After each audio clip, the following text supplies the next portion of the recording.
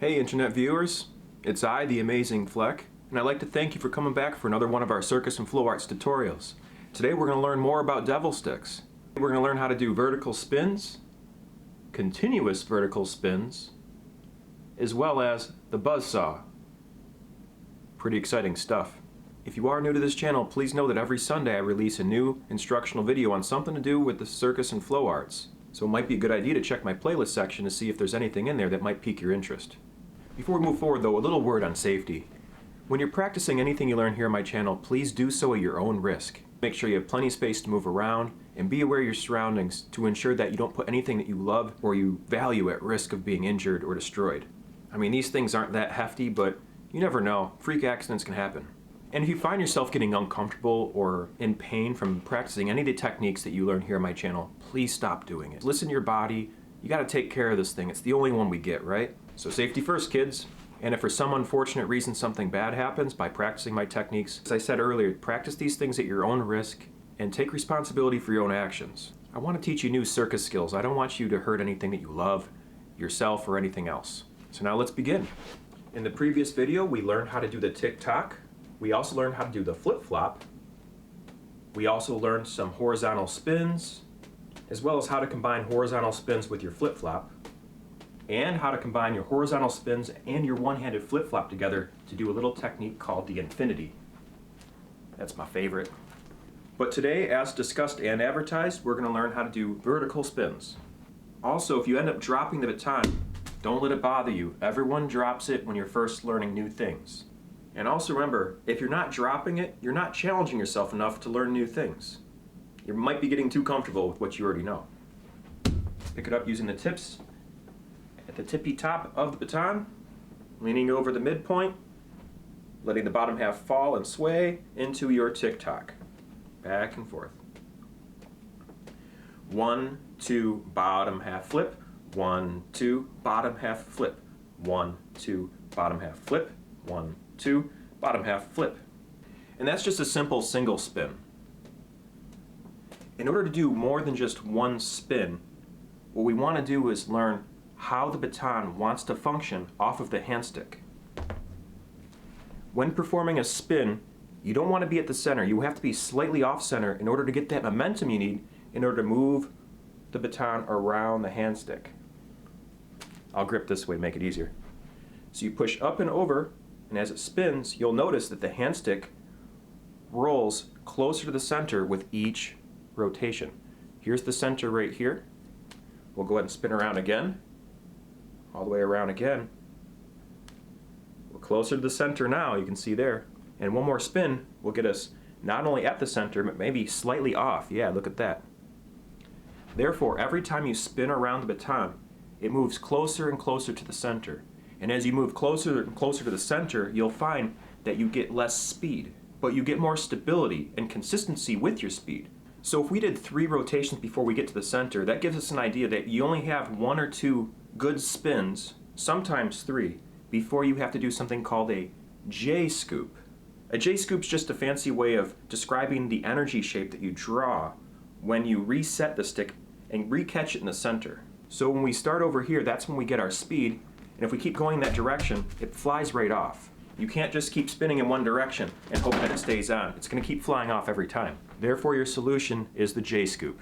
So you want to engage the stick slightly off the center in order to get the speed you need, and then once you get the speed you need, then you want to kind of bounce off of the center of the baton in order to maintain the speed constant.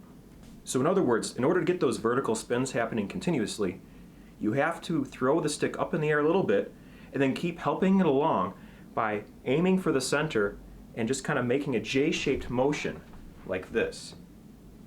Because once the baton starts spinning, it wants to keep spinning as long as you just stay close to the center of the baton with your hand stick and just help it along. A little bump along, just a little bump up, a bump up, and it'll keep spinning in that same direction if you keep throwing in a little bump in the middle. So I guess it's kind of funny they call it a J-scoop when the force you actually feel is something closer to just a slight U, like a little U-scoop. Fortunately, with how the baton spins around, you can put your J-scoops in any side at any time. So you can enter on this side, or if it flips around the other half twist, you can do it again on this side. making exiting and entering the spin at any point a lot easier on you. So you can put your J-scoops in every rotation or every other rotation. It just makes it a lot easier to manage that way. So now the final technique I like to show is how to do the buzzsaw. The buzzsaw is a continuous spin technique where you allow the baton to fall off the handstick rolling away from you. So we're going to go ahead and set the baton slightly off-center from the handstick so the center is a little further away from us, like this, so it falls forward, like that. Now as it falls forward, we're going to catch it by scooping inwards with the other handstick, like this.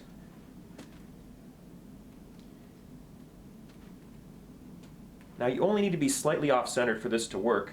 Once you get your momentum, you want to kind of hang out right by that center, a lot like your J-scoops, for this technique to work. Fortunately, this technique's a little bit easier to learn than the J-scoops. Well, perhaps it is, I don't know. Learning is very subjective. But I do know by learning your J-scoops first, it makes this process a lot easier to learn too. I'll also do the buzzsaw from this side so you can see what's happening this direction. So you're letting the baton kind of fall off of each handstick each time by maintaining in the center. You only want to be off-center just for the first couple rotations to get the speed you need. Because if you hang out in the center, you'll maintain constant speed and you'll get more stability out of it as well. And as you do the buzzsaw, you want to make sure you don't hit your expensive camera in the process. So one more time, you want to hold the sticks bowed out like this. You want the center to be rested a little further off from the initial handstick to start. And then you want to let it fall. And as you let it fall, you want the other handstick to catch slightly off-center further away from the center in order to facilitate the spin you need. And then once you get the spin going, it wants to keep spinning at that same rate. And all you need to do is just kind of work your way around the center very slightly. And the spin will keep going for you. And there we have it, folks. Today we learned how to do single vertical spins as well as continuous vertical spins utilizing the J-scoop. And we even learned how to do the buzzsaw, which is another vertical spin using both handsticks in a continuous way. The important thing to remember is to pick it up and keep trying.